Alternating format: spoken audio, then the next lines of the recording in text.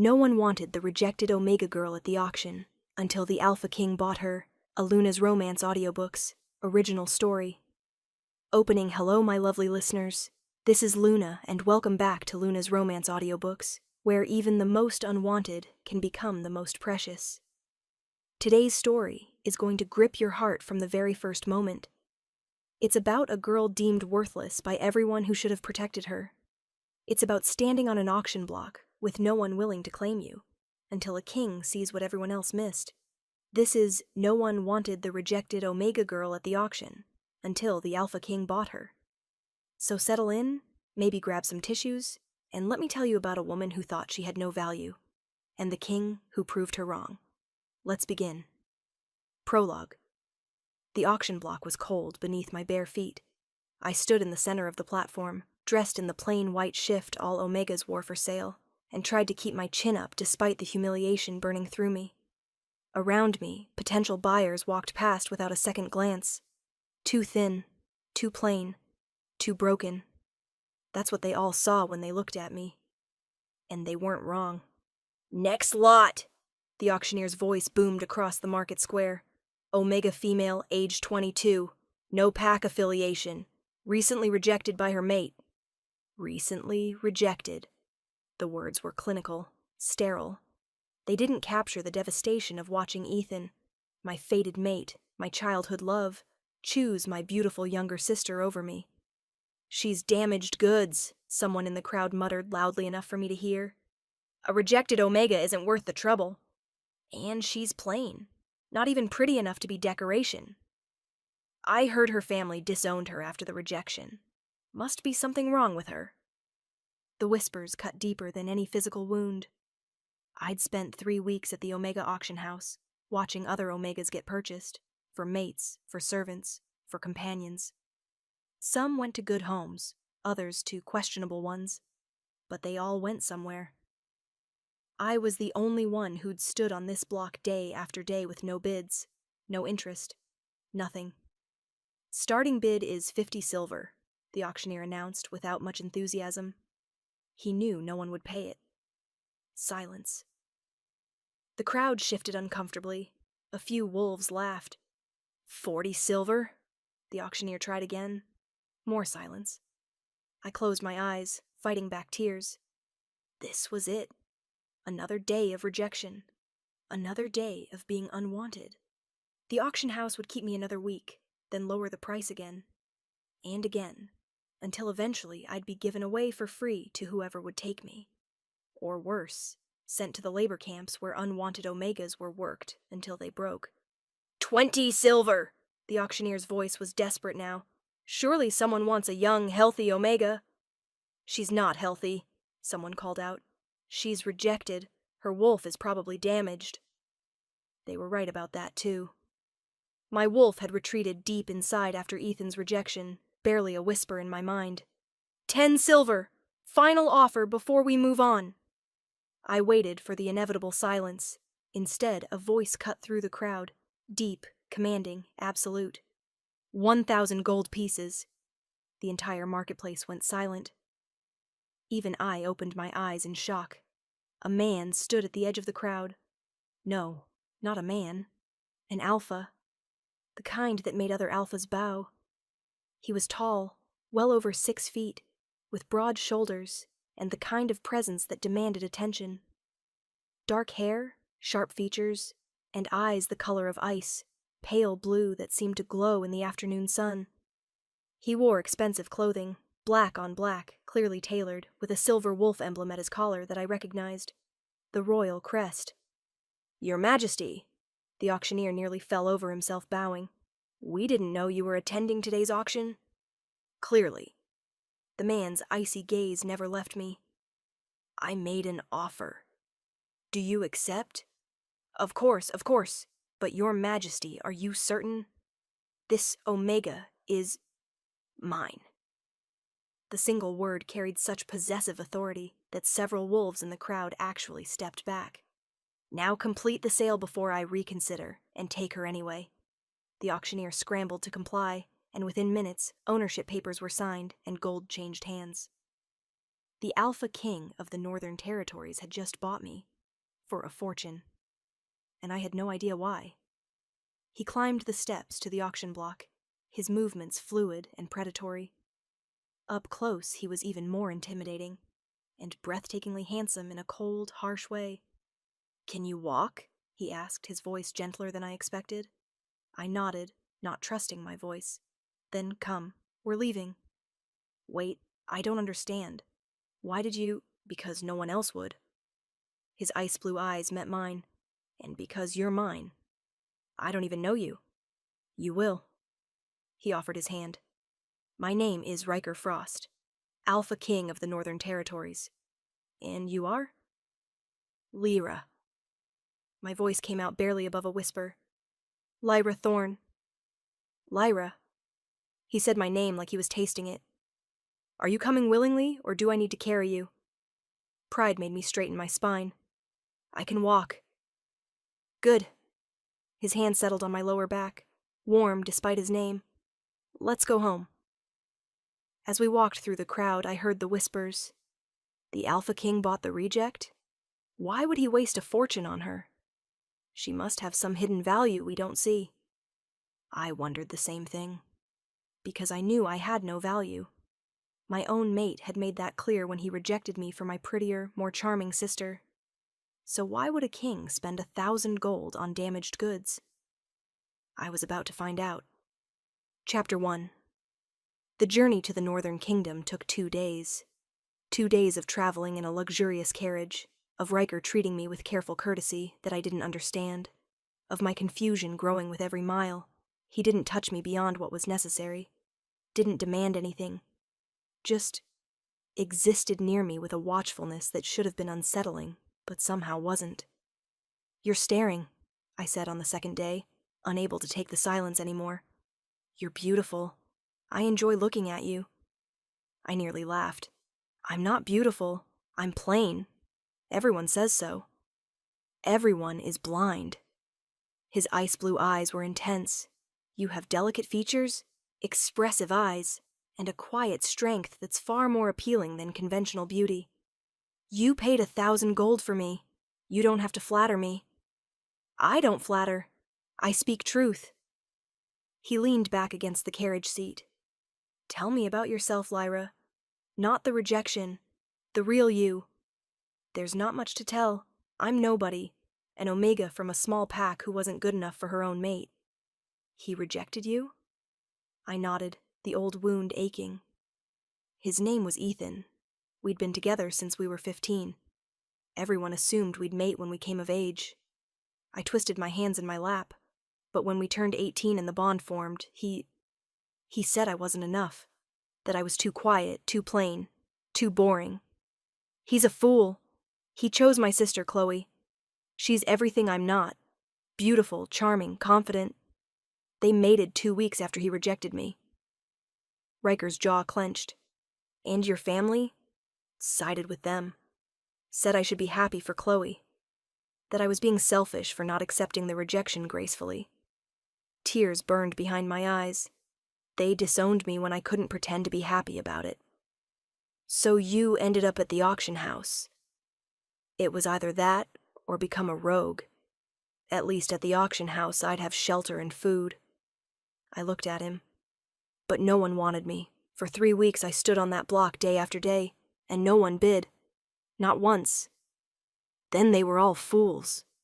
His hand found mine, and electricity shot through me. "But their loss is my gain." I stared at our joined hands. "Why did you buy me? You're a king. You could have anyone. Why waste a fortune on a rejected omega no one wanted?" "Because the moment I saw you standing on that block, trying so hard to be strong despite how they'd broken you, I knew." "Knew what?" "That you're mine." His thumb stroked over my knuckles. "That the goddess sent me to that auction specifically to find you." My breath caught. "You think I'm your mate?" "I know you are. I felt it the moment I saw you." His ice blue eyes held mine. "But I know you're wounded. I know you need time. So I'm not demanding anything. Just asking for a chance to prove I'm nothing like him." I don't know if I can do this. Trust again. Love again. Then don't. Not yet. He brought my hand to his lips, pressing a gentle kiss to my knuckles. Just exist. Let me show you what it means to be cherished. The rest will come when you're ready. And if I'm never ready, then I'll cherish you anyway. His certainty was absolute. You're my mate, Lyra. Whether you accept it today or 10 years from now, that doesn't change. I'll wait. I should have been skeptical. Should have built walls to protect my shattered heart. But his scent, snow and pine and something wild, wrapped around me like a promise. And my damaged wolf stirred for the first time since the rejection, cautiously interested. Maybe, just maybe, this could be real. We arrived at the northern palace as the sun set. I gasped at my first sight of it. Built from pale stone that seemed to glow in the fading light, the palace was nestled against snow-capped mountains. Ice sculptures lined the approach, and everything sparkled like a winter wonderland. It's beautiful, I breathed. It's home. Riker helped me from the carriage. You're home now, if you'll accept it. Staff members lined the entrance, bowing as we passed. Their curious glances at me were obvious, but no one said anything disrespectful. A woman with silver hair and ice-blue eyes like Riker's rushed out. You're back. I was so worried when you left without telling anyone. She stopped, seeing me. Oh, and you brought someone. Mother, this is Lyra. My mate. Riker's arm settled around my waist. Lyra, this is Queen Mother Alara. His mother's eyes widened. Then she smiled warmly. Your mate. Finally. She pulled me into a hug before I could react. Welcome, dear. I'm so happy to meet you. I stiffened automatically. Touch still felt dangerous, unpredictable. Alara released me immediately. I'm sorry. Too much too soon. I just get excited. She beamed at Riker. Where did you find her? An auction in the Southern Territories. Her smile faltered. An auction? Riker, what? I'll explain later. His hand squeezed my waist gently. Right now, Lyra needs rest and food. She's had a difficult few weeks. Of course, I'll have the staff prepare the Luna suite. Alara's warmth returned. Come, dear, let's get you settled. She led me through marble halls to a suite that was larger than my entire childhood home. This is too much, I protested. Nonsense. You're the future queen. This is exactly right. She gestured around. Bedroom, bathroom, sitting room, private balcony. Everything you need.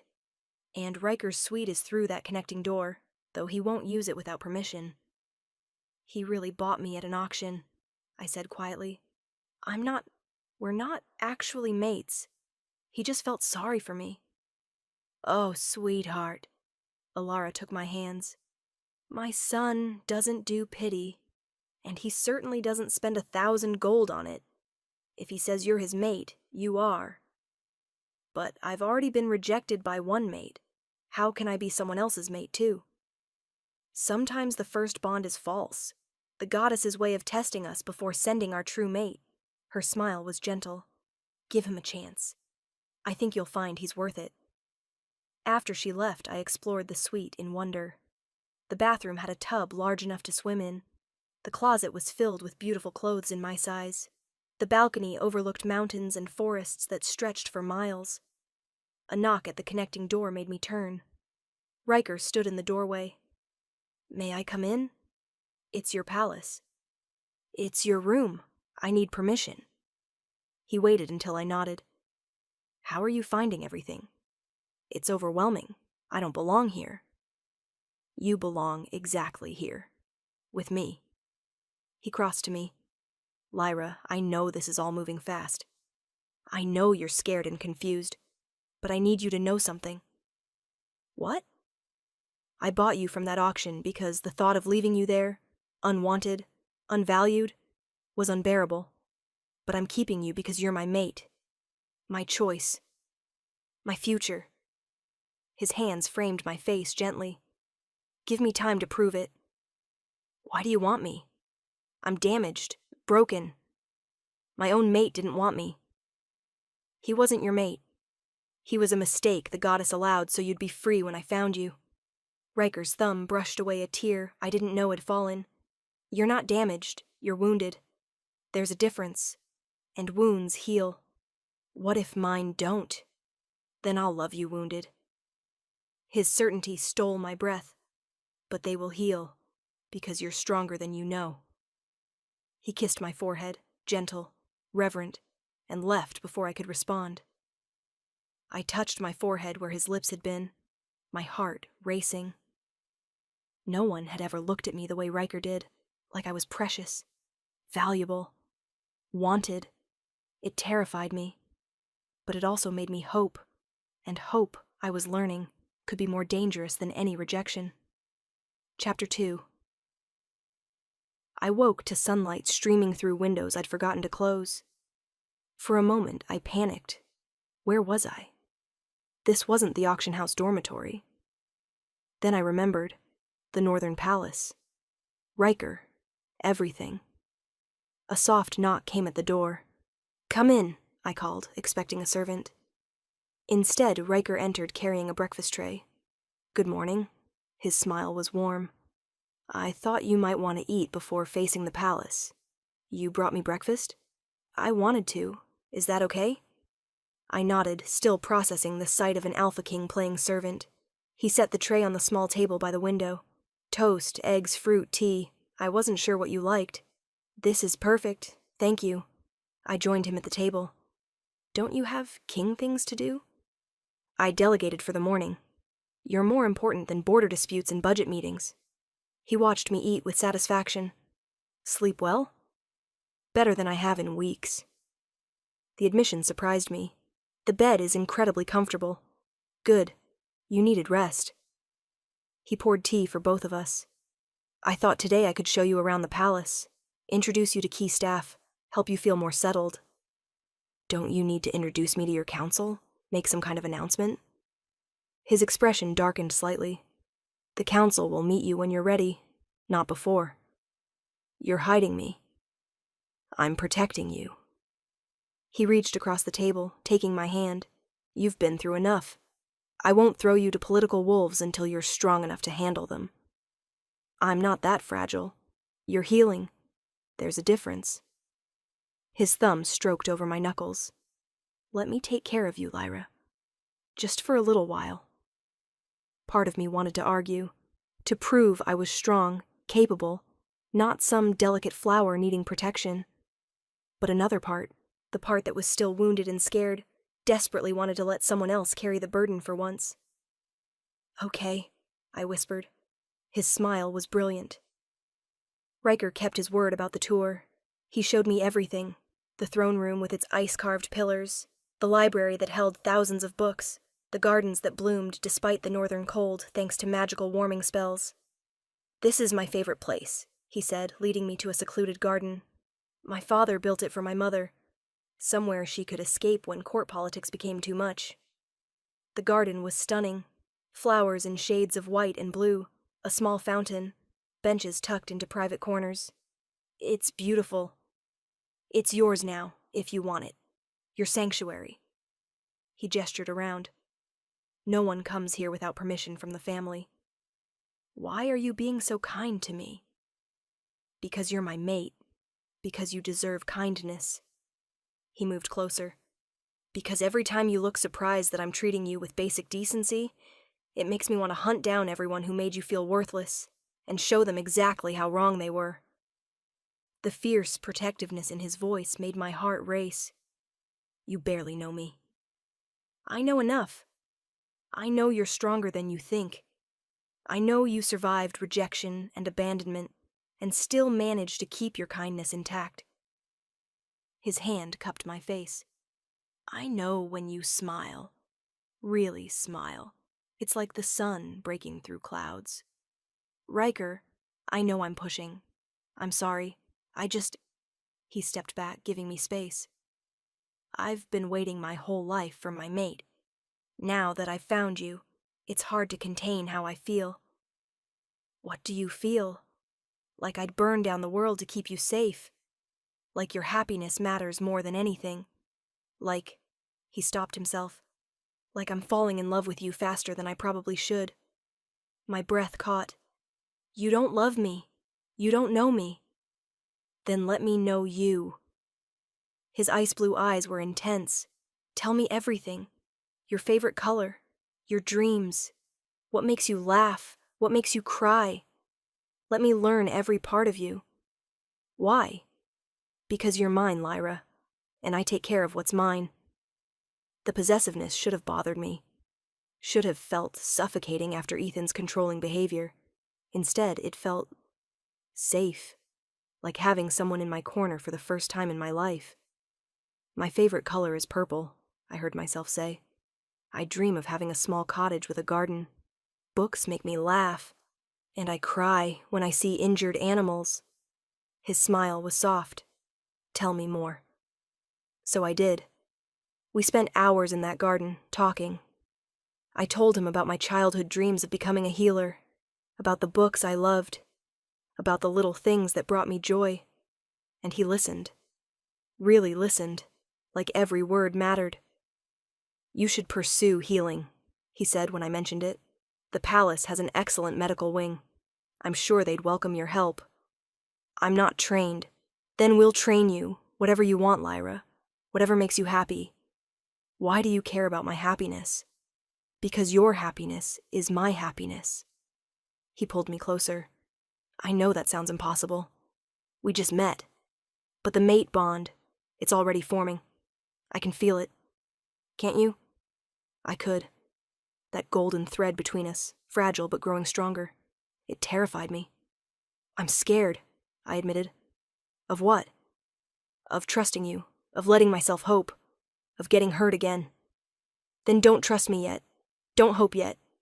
Just exist with me. Let me show you through actions what my words promise.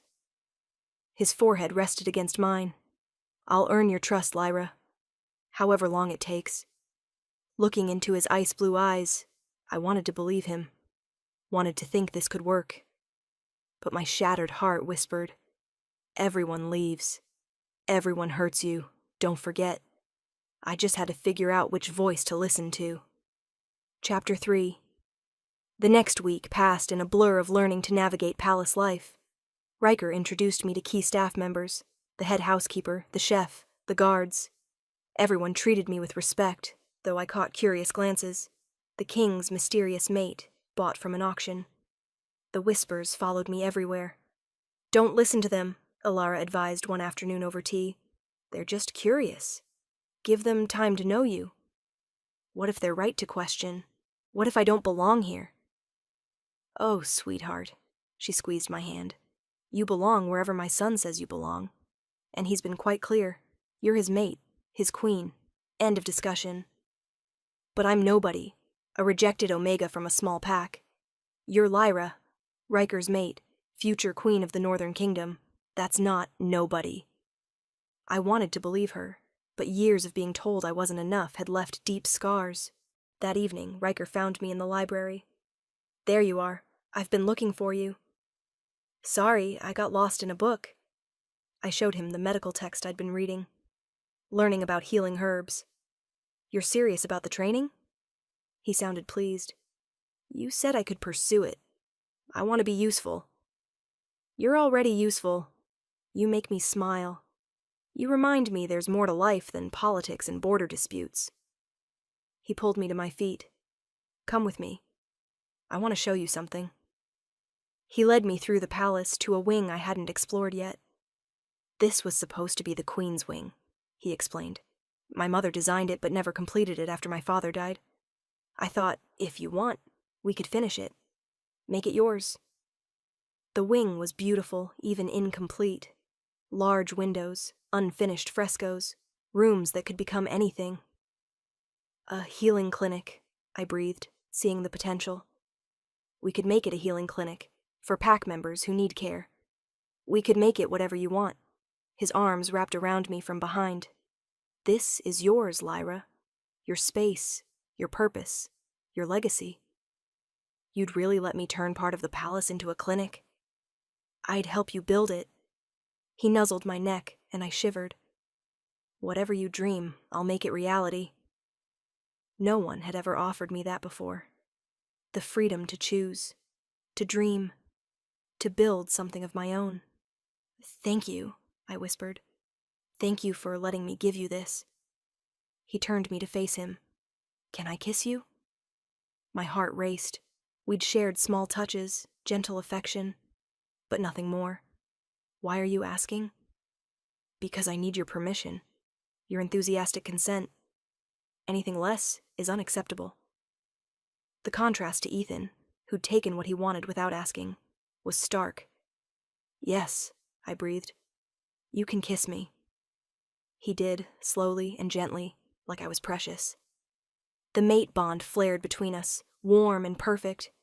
When we pulled apart, I was breathless. That was just the beginning. His ice blue eyes glowed. If you'll let me, I'll spend the rest of my life showing you how you should have been treated all along. I kissed him again, and for the first time since the rejection, I felt hope. Real, genuine hope that maybe this could work. Construction on the healing clinic began the next week. I threw myself into the project, working with palace healers to design the space, ordering supplies, learning everything I could. It felt good to have purpose again, to be building something instead of just existing. You're glowing, Riker observed one evening as I showed him the day's progress. I'm sweaty and covered in dust. You're happy. It's beautiful. He pulled me close despite my protests about being dirty. I love seeing you like this. Like what? Alive, passionate, yourself. He kissed my dusty forehead. This is the Lyra the goddess meant you to be, not the broken Omega that fool rejected. I'm still broken. You're healing. There's a difference. His hand found mine, and you're mine. My strong, brilliant, beautiful mate. You're biased. Absolutely, he grinned, biased and proud of it. We'd fallen into a comfortable routine. Days spent working, me on the clinic, him on kingdom matters. Evenings together talking and learning each other. Nights in separate rooms still, but growing closer emotionally. The mate bond strengthened daily. I could feel his emotions now. His pride when I accomplished something. His contentment when we were together. His fierce protectiveness when anyone dared question my place. And slowly, carefully, I was falling for him. Until everything changed. A visitor arrived at the palace gates. Your Majesty, a guard reported during dinner.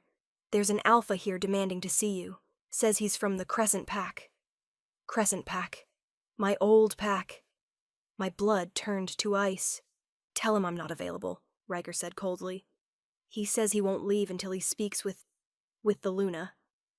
The guard looked uncomfortable. About a private matter. Riker's eyes blazed. What private matter? He wouldn't say, but Your Majesty, he's quite insistent. I set down my fork, my appetite gone. It's Ethan, my ex-mate. It has to be. He has no right to be here. Let me see him. The words escaped before I could stop them. I need to know why he came. Lyra, please, I need closure. I need to face him and show him I've moved on. Riker looked torn. Finally, he nodded. Fine, but I'm staying with you. And if he so much as looks at you wrong, I'm throwing him out personally. We met Ethan in a formal receiving room.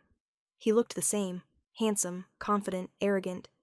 But seeing him didn't hurt the way I expected. Lyra, his eyes raked over me. You look different. Hello, Ethan. My voice was steady. Why are you here? I came to bring you home. Your family misses you. I miss you. I nearly laughed. You rejected me, chose my sister. You don't get to miss me. I made a mistake. He stepped closer. Riker growled, and Ethan paled, but continued. Chloe isn't. She's not you. I realize that now. Come home. We can fix this. There's nothing to fix. You rejected me. I accepted. It's done. But I heard you found some king willing to buy you. Is that really better than coming home? To wolves who know you. Wolves who abandoned me, I corrected. And yes, being with someone who values me is infinitely better than returning to people who threw me away. You can't be serious. Lyra, you're Omega. You need a pack. A mate. She has a mate, Riker said coldly. Me. Ethan looked between us. You mated an Alpha King? How? You're nobody. Watch your tone. Riker's voice dropped to a lethal purr. You're speaking about my mate. My queen. Show respect or leave. I don't believe this. Lyra, this is insane. You can't actually think. I think you need to leave. I stood, feeling stronger than I had in months. You made your choice, Ethan. You chose Chloe. Now I've made mine. I choose Riker. I choose this life. I choose myself. You're making a mistake. The only mistake I made was loving you.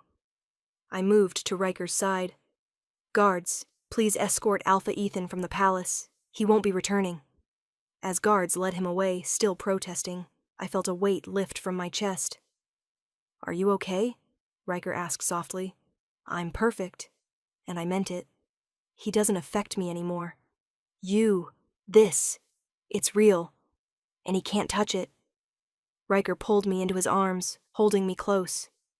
I'm so proud of you, he murmured. You were magnificent. I meant what I said. I choose you. And I choose you. Every day. For the rest of our lives. He kissed me deeply, and I felt the last piece of my shattered heart click into place. I was healing. Finally. Truly healing. Chapter 4. 3 months after arriving at the Northern Kingdom, the healing clinic officially opened. Pack members from across the territory came for care, injuries treated, illnesses diagnosed, wellness checkups performed, and I helped with all of it, working alongside trained healers, learning and growing. You're a natural, the head healer, Mira, told me. You should consider formal training. Really?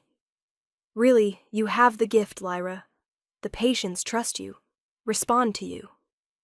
I floated back to my quarters that evening, my heart full. Riker was waiting, his smile warm. Good day? The best.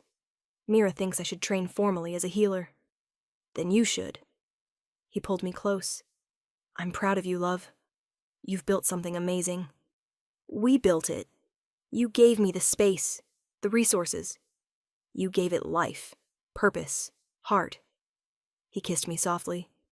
You're incredible, Lyra. I hope you're starting to see that. I'm starting to believe it. I looked up at him. Because of you. You showed me my worth when everyone else said I had none. They were blind. His forehead rested against mine. But I'm glad they were. Because their loss is my gain. We stood like that, wrapped in each other, the mate bond warm between us. Riker? I said softly. I love you. He went very still. What? I love you. I've been fighting it because I was scared, but I can't fight it anymore. I love you. His kiss was desperate and claiming and perfect. Say it again, he demanded. I love you.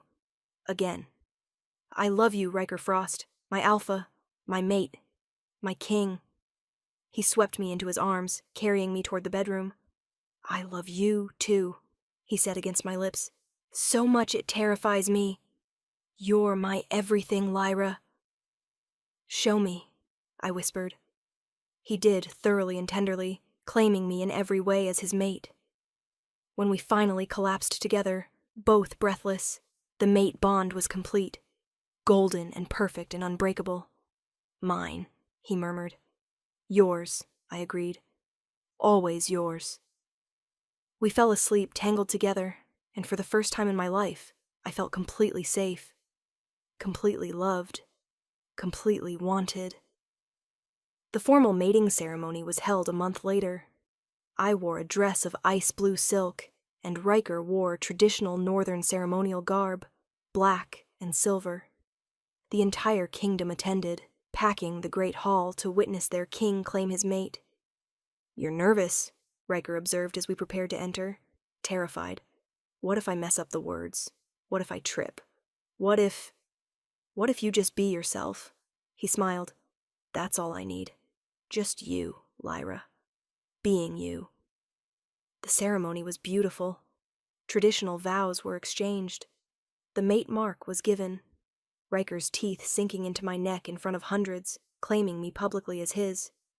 And when it was done, when I was officially Queen Lyra Frost, the pack erupted in celebration. How does it feel? Alara asked, hugging me tight. Being queen? Surreal. 6 months ago, I was standing on an auction block with no one willing to bid on me. Now I'm queen of the largest pack in the north. You were always worthy of the title. You just needed someone to see it. She smiled. I'm so glad my son found you. Me too. That night, alone with Riker, I finally let myself believe it was real. No regrets? He asked. None. You? Only that I didn't find you sooner. He pulled me close. But we have forever now. Forever, I agreed. Chapter 5. 6 months later, I was in the healing clinic when the nausea hit. One moment I was fine, the next I was running for the bathroom. Lyra, Mira followed me. Are you okay? Just nauseous. Probably something I ate. Another wave hit. Mira's eyes widened. Or something else entirely. When was your last heat? I thought back. I don't remember. 2 months ago? And you've been mated for 4 months. She smiled knowingly. Let me check something. She led me to an exam room and drew a small blood sample, mixing it with a testing solution. The liquid turned gold. Congratulations, Luna. You're pregnant. The world stopped. I'm... what? Pregnant. About 8 weeks, I'd estimate. Mira beamed. The king is going to be thrilled. I sat heavily on the exam table, my hand automatically going to my still flat stomach. Pregnant. I was going to be a mother. Are you okay? Mira asked gently. You look pale. I'm just shocked. I never thought, I hoped eventually, but... Tears spilled down my cheeks. I'm happy. I'm just overwhelmed. Perfectly normal reaction. Take your time processing. She squeezed my shoulder. Should I tell the king, or do you want to? I'll tell him. Tonight. The rest of the day passed in a daze. I couldn't focus on work, couldn't think about anything except the tiny life growing inside me. Riker's baby. Our baby. That evening I found him in his study reviewing reports. There you are. How was the clinic? He looked up and immediately frowned. What's wrong? You're pale. Nothing's wrong. I need to tell you something. He was at my side in an instant. Are you hurt? Sick? No, neither. I took his hand and placed it on my stomach. I'm pregnant. Riker froze, his ice blue eyes going wide. Pregnant? About 8 weeks. Mira confirmed it today. I searched his face anxiously. Are you happy? I know we didn't plan it yet. He cut me off with a kiss that stole my breath. Happy? He pulled back and I saw tears in his eyes. Lyra, I'm ecstatic. We're having a baby. He picked me up, spinning me around before carefully setting me down. Sorry. I shouldn't have spun you. Are you dizzy? Do you need to sit? Should you be working at the clinic? I laughed at his sudden panic. I'm pregnant, not fragile. I'm perfectly fine. But you're carrying my heir. The future of the kingdom. I'm carrying our child, I corrected. And yes, I'm fine. Healthy. Just a little nauseous. He pulled me close, his hand settling protectively over my stomach. A baby, he murmured. Our baby. Are you crying? Absolutely not. Kings don't cry. But his eyes were suspiciously wet. I never thought I'd have this. A mate who loves me, a child on the way, a real family. You have it now. I rose on my toes to kiss him. All of it. Forever. That night, as we lay in bed with his hand on my belly, he whispered to our baby, Hello, little one. I'm your papa, and I already love you so much. You're going to have the best mother in the world. She's brave and kind and strong. And she's going to teach you to be all those things too. My heart melted. You're going to be an amazing father. I'm going to try. He kissed my stomach gently. I'm going to give this child everything I didn't have growing up. Love, security, parents who are actually in love. Your parents weren't in love? They cared for each other, but it was a political match, not a mate bond. They were content, but never this. He gestured between us. Never what we have. What do we have? Everything. His kiss was soft and sweet. Absolutely everything. The pregnancy announcement was made to the kingdom a week later. The pack's reaction was overwhelming. Celebrations, gifts, well wishes from across the territories. Alara cried happy tears when we told her. A grand baby! Oh, I'm going to spoil them rotten! Mother, please don't make promises you'll keep, Riker said, but he was grinning. Too late. I'm already planning the nursery. She was true to her word. Within days, the room next to our quarters was being transformed into a beautiful nursery. But not everyone was happy about the news. 3 months into my pregnancy, word reached us that Ethan had heard about it. He's apparently furious, our spy network reported. Claims the child should have been his, that you stole his mate. Riker's expression was murderous. If he comes near you again? He won't, I said calmly, my hand on my swelling belly. He knows better, and even if he tried, you'd protect me. Always. His arms wrapped around me protectively. Both of you. But Ethan did try. 4 months into my pregnancy, he appeared at the border again, demanding to see me. This time, Riker didn't bother with courtesy. You were warned to stay away, Riker said coldly as guards dragged Ethan into the throne room. Yet, here you are. I need to talk to Lyra. She's carrying a child that should have been mine. She's carrying my child, my heir. You have no claim here. Riker's power filled the room, making lesser wolves drop to their knees. You rejected her. You made your choice. Now live with it. I made a mistake. I realize that now. Chloe is nothing compared to... Enough. I stood from my throne, my hand protectively on my belly. You don't get to do this, Ethan. You don't get to decide I'm worth something now that I'm happy. Now that someone else values me. Lyra, please. I loved you once, completely. You were my whole world. And you threw me away because I wasn't pretty enough or charming enough or enough, period. My voice was steady. But Riker showed me something. He showed me that I was always enough. I just needed someone worthy of me to see it. You can't seriously prefer a king you barely know over me. I love him. I'm having his child. I'm building a life here that doesn't include you. I moved to Riker's side. You made your choice when you rejected me. Now I'm making mine. Guards, remove him. And make it clear. If he returns, it's an act of war. As they dragged him away, still protesting, I felt peace settle over me. That was incredible, Riker said softly. That was closure. I leaned into him. He doesn't affect me anymore. You're my present and my future. He's just a bad memory. Good. He kissed the top of my head. Because you're mine, and I don't share. Chapter 6. The pregnancy was easier than I expected. Some morning sickness in the first trimester, but after that I felt great. Strong. Energized.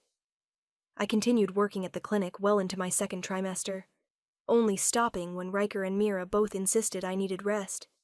You're 7 months pregnant with an alpha heir, Mira said firmly. You need to slow down. I'm fine. You're tired, I can see it. She guided me to a chair. Let the other healers handle things for a while. Rest, prepare for the baby. Reluctantly, I agreed. Riker was thrilled. Finally, I've been trying to get you to rest for weeks. I don't like being idle. Then don't be idle. Read, plan the nursery, let me pamper you. His hands settled on my swollen belly. How are they doing today? Active, kicking constantly. I think they're going to be a fighter like their father. Or strong-willed like their mother. He knelt, speaking directly to my belly. Hello, little one. Are you behaving for Mama? Or are you making her life difficult? A strong kick answered him. I laughed. I think that's a yes to making life difficult. That's my child. He kissed my stomach gently. I can't wait to meet you. At 8 months, we found out we were having twins. Twins? I stared at the healer in shock. 2 heartbeats. 2 babies. Congratulations, Your Majesties. Riker looked like he might faint. 2. We're having 2. Apparently twins run in my family, I said. My grandmother had twins. This is amazing and terrifying. He sat down heavily. We need 2 of everything. We can afford it. That's not the point. I'm barely prepared for 1 baby, and now there are 2. Despite his panic, he was clearly thrilled. That night, lying in bed with his hands on my belly, he whispered to our twins, Hello, both of you. I'm your papa, and I'm already so in love with you. Your mama is the strongest, bravest person I know, and you're so lucky to have her. Tears slipped down my cheeks. You're going to be an amazing father, I said. I'm going to try. He kissed me softly. Thank you, Lyra, for this, for them, for everything. Thank you for choosing me when no one else would. Best decision I ever made. I went into labor 2 weeks early. We were having dinner with Alara when my water broke. Oh, I said calmly. I think it's time. Riker went from calm king to panicked father-to-be in seconds. Time. Now? But you're not due. Twins often come early. It's fine. I stood carefully, but we should probably go to the medical wing. Right, yes, medical wing. He swept me into his arms despite my protests. Everyone remain calm. You're the only one panicking, I pointed out. Alara laughed. This is going to be entertaining. The labor was long, intense. 18 hours of pain that made me seriously question my life choices. But Riker was there the entire time, holding my hand, coaching me through breathing, telling me how strong I was. I can't do this, I sobbed during a particularly brutal contraction. Yes, you can. You're the strongest person I know. He kissed my forehead. Just a little more, love. You've got this. Finally, Mira said the words I'd been desperate to hear. It's time to push. 20 minutes later, our first baby was born. It's a boy, Mira announced, placing the tiny crying bundle on my chest. I looked down at my son. Dark hair, ice blue eyes, like his father. Absolutely perfect. He's beautiful, I sobbed. Just like his mother, Riker said, tears streaming down his face. 8 minutes later, our daughter arrived. And a girl. Congratulations, Your Majesties. You have twins. Riker cut both cords with shaking hands, then stood staring at our children with wonder. We made them, he breathed. We did. They're perfect. They are. Later, after the babies were cleaned and checked, we lay together, me in the bed, Riker beside me, our twins sleeping peacefully. Names? He asked softly. I was thinking Winter for our daughter, and Frost for our son. Winter and Frost. He raised an eyebrow. I laughed. It sounds better than I thought. I love it. Winter and Frost. He looked at our children. Perfect names for perfect babies. Alara burst in moments later, already crying. My grandbabies. Let me see them. She cooed over the twins, tears streaming down her face. They're gorgeous. Both of them. Over the next hours, pack members came to pay their respects to the new heirs. Even the council members who'd been skeptical about me seemed genuinely happy. That night, alone with Riker and our sleeping twins, I thought about the journey that had brought me here. A year ago, I was standing on an auction block, I said softly. No one wanted me. No one bid. I thought my life was over. And now? Riker asked. Now I'm queen of the Northern Kingdom. I have a mate who loves me, and I'm a mother to 2 perfect babies. Tears spilled down my cheeks. How did I get this lucky? You didn't get lucky. You got what you deserved all along. He kissed me softly. Love, family, a place to belong. Thank you for buying me when no one else would, for seeing my worth when I couldn't see it myself. Thank you for letting me love you, for giving me a family, for being mine. Always yours, I whispered. Always mine, he agreed. We fell asleep with our children between us, our family complete.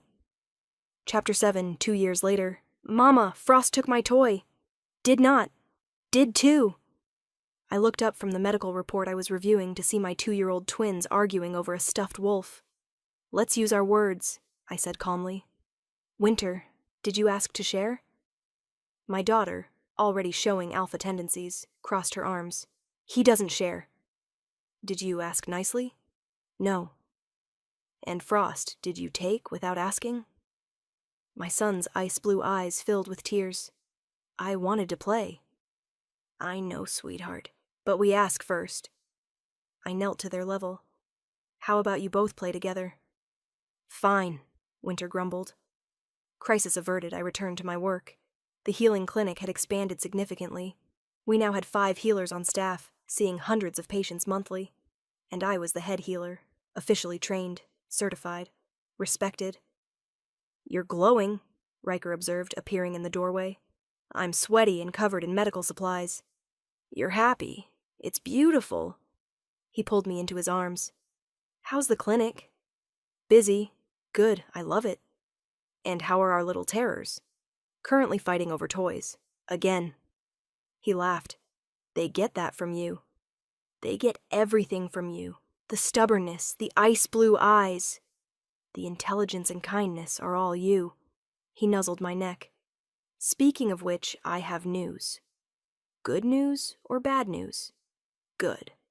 The council has approved funding for 3 more healing clinics across the territory. They want you to oversee all of them.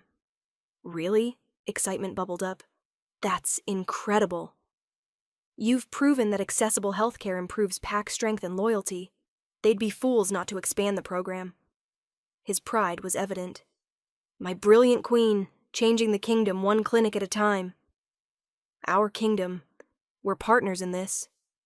Always. He kissed me softly. Now come on. Mother's been asking to see the twins, and if we don't bring them soon, she'll storm the healing clinic herself. We gathered our children and headed to Alara's quarters. She doted on Winter and Frost, spoiling them shamelessly. You're going to turn them into monsters, I said as she gave them their 3rd cookie. That's my right as their Nona. She beamed at the twins. Besides, they're perfect angels. Biased much? Absolutely, and I regret nothing. That evening, after the twins were in bed, Riker and I sat on our balcony, watching the stars. Do you ever think about it? He asked. About where you'd be if I hadn't gone to that auction? Sometimes, but not with regret. I leaned into him. If you hadn't bought me, someone else eventually would have, or I'd have ended up in the labor camps. Either way, I never would have found this. Found you. The goddess works in mysterious ways. She does. And I'm grateful for every twist of fate that brought me here. I looked up at him. Even the rejection. Even the pain. Because it led me to you. I'm grateful, too, for walking into that auction, for seeing you when no one else did, for being stubborn enough to bid a fortune on an Omega no one wanted. Best 1,000 gold you ever spent? Without question. He kissed me deeply. You're worth more than all the gold in the kingdom, Lyra. You always were. We sat together in comfortable silence, the mate bond warm between us. I thought about that girl on the auction block, broken, unwanted, certain she had no value. She had no idea what was waiting for her. A king who would see her worth when no one else could. A kingdom that would respect and value her. Children who would love her unconditionally. And a happiness beyond anything she'd ever imagined. Chapter 8. 3 years later. The 5th anniversary of the Healing Clinic Network was a huge celebration. All 5 clinics across the Northern Kingdom had thriving programs, serving thousands of PAC members annually. "You should be proud," Mira said as we surveyed the festivities. "You've changed healthcare across the entire territory. We've changed it. This was never just me. But it started with you, your vision, your determination." She smiled. "You're an inspiration, Luna." After the celebration, I found Riker in his study. "There you are. How was the anniversary party?" "Wonderful. Overwhelming. Emotional." I sat on his lap. "I can't believe it's been 5 years. 5 years since I brought you home from that auction. Best decision I ever made." His arms wrapped around me. "You've built something incredible, Lyra. Changed countless lives. I had help. You gave me the resources, the support. You gave it heart, soul, purpose." He kissed my neck. "I'm so proud of you. I'm proud of us, of what we've built together." Winter and Frost, now 5 years old, burst into the study. "Mama, Papa, can we go to the lake?" "It's almost bedtime. Please." They both gave us identical pleading looks. Riker and I exchanged glances. "Fine," I relented. "But only for an hour." Their cheers made us both laugh. At the lake, we watched our children play in the water, their laughter filling the air. "They're getting so big," I observed. "Too big. I want them to stay little forever." Riker pulled me close. "But I'm excited to see who they become. Strong like their father, kind like their mother, perfect like both their parents." He grinned at my eye roll. Winter ran up, dripping wet. "Mama, Frost says he can swim faster than me, but I'm faster. Why don't you both race and find out?" They ran off to race, arguing the whole way. "They definitely get the competitiveness from you," I said, "and the stubbornness from you." He nuzzled my neck. "Want to make another one?" I turned to look at him. "Another baby?" "Why not? I think our family could use one more." His hand settled on my stomach. "What do you say? Want to give Winter and Frost a little sibling?" I thought about it, about sleepless nights and dirty diapers, and the chaos of newborns, and about the joy, the love, the completeness of our family. "Yes," I said. "Let's have another baby." His kiss was joyful and claiming.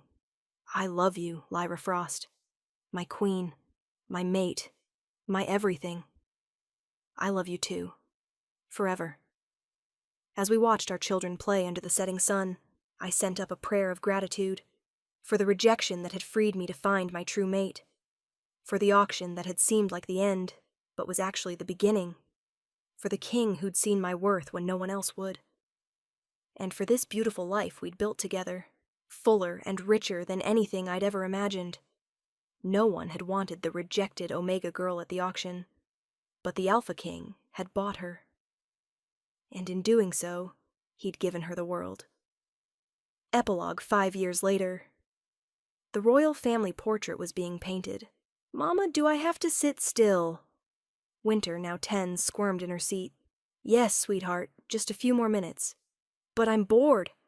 "Me too," Frost chimed in. "And me," our 5-year-old son, River, born a year after that conversation at the lake, added. "And me," our 3-year-old daughter, Snow, echoed. I looked at Riker helplessly. 4 children. 4 strong-willed, energetic children. He grinned. "Children, if you sit still for 5 more minutes, we'll go riding after. Deal?" "Deal!" all 4 chorused. The promise of horses was enough to get them to settle. I looked at our family, Riker beside me, our 4 children finally sitting still, and thought about the journey that had brought us here. "Perfect," the artist said. "That's exactly what I needed. You're free to go, Your Majesties." The children bolted immediately, already arguing about who would ride fastest. "They're a handful," Alara observed, smiling. "They're perfect," Riker said, pulling me close. Later, watching our children ride through the palace grounds, I felt overwhelming gratitude. "What are you thinking?" Riker asked. "That 10 years ago, I was standing on an auction block with no one willing to bid on me. I thought my life was over. And now? Now I'm queen of the Northern Kingdom. I run a network of healing clinics. I have 4 beautiful children and a mate who loves me unconditionally. Tears filled my eyes. How did I get this lucky? You didn't get lucky. You got what you deserved all along. Love, respect, a place to belong. He kissed me softly, and I got lucky. Finding my mate, building this life with you. I love you, I whispered. I love you too. Always. As our children's laughter rang through the air, I thought about that broken Omega girl who'd believed she was worthless. She'd been wrong. She'd always had value. Always been worthy of love. She just needed someone to see it. And the Alpha King had. He'd bought her when no one else wanted her, and given her a kingdom of love in return. Closing. And there we have it, my lovely listeners. Lyra's journey from being unwanted and rejected to discovering she was precious beyond measure. This story is for anyone who's ever stood alone, feeling like nobody wanted them. For anyone who's been rejected, abandoned, or told they weren't good enough. Your worth is not determined by who chooses you. It's inherent. It exists simply because you exist. Lyra stood on that auction block for 3 weeks with no bids. She'd been rejected by her mate, abandoned by her family, discarded by everyone who should have protected her. She thought she was worthless. But Riker saw what everyone else missed. He saw her strength, her kindness, her value. And he paid a fortune for the privilege of loving her. Because true love sees worth where others see flaws. It chooses you when others won't. It proves through actions that you were always deserving. You just needed someone worthy of you to see it. If you loved Lyra and Riker's story, please hit that like button and leave a comment. What was your favorite moment? The auction scene? The confrontation with Ethan? That beautiful epilogue with their 4 children? I want to hear from you. And here's a sneak peek at our next tale. Sold to the cruel Alpha, he doesn't know I'm carrying his enemy's child. Oh yes, darlings, we're diving into forbidden pregnancy with dangerous secrets and an Alpha who's about to discover everything he thought he knew was wrong. Until then, this is Luna, reminding you that you are wanted, you are valued, you are worthy of love, even when it doesn't feel like it. Sometimes you just have to wait for the right person to see it. Sweet dreams and worthy listening, my loves.